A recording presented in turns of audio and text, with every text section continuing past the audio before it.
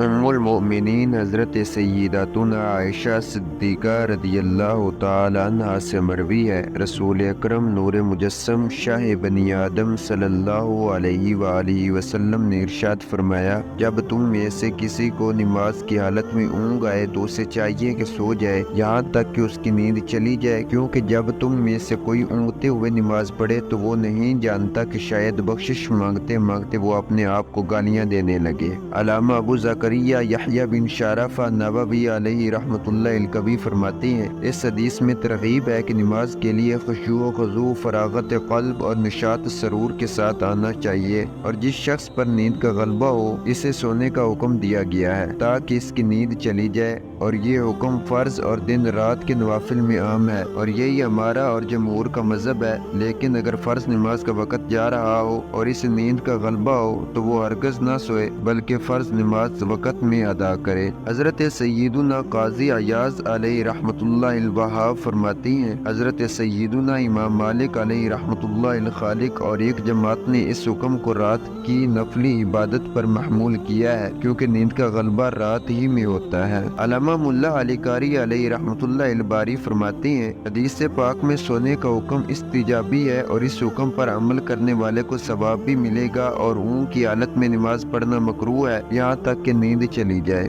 علامہ شہاب الدین احمد قسطلانی قدس سرہ النورانی فرماتے ہیں، حدیث پاک میں سونے کا حکم احتیاطاً دیا گیا ہے اور یہ حکم ایک احتمالی علت کی بنا پر ہے۔ امام نسائی رحمۃ اللہ تعالی علیہ کی ایک روایت میں ہے کہ نماز مکمل کرنے کے بعد نیند پوری کرے، نہ یہ کہ صرف اونگ آنے کی بنا پر ہی نماز توڑ دے۔ شیخ عبدالحق محدث دہلوی علیہ رحمۃ اللہ الغنی فرماتے ہیں، اونگ نیند کی گرانی اور اس کی ابتدائی حالت ہے۔ اونگ دراصل ایک لطیف ہوا ہوتی ہے جو دماغ کی طرف سے آتی ہے اور آنکھوں کو ڈھانپ لیتی ہے اور دل تک نہیں پہنچتی۔ جب یہ ہوا دل تک پہنچ جاتی ہے تو اسے نیند کہتے ہیں۔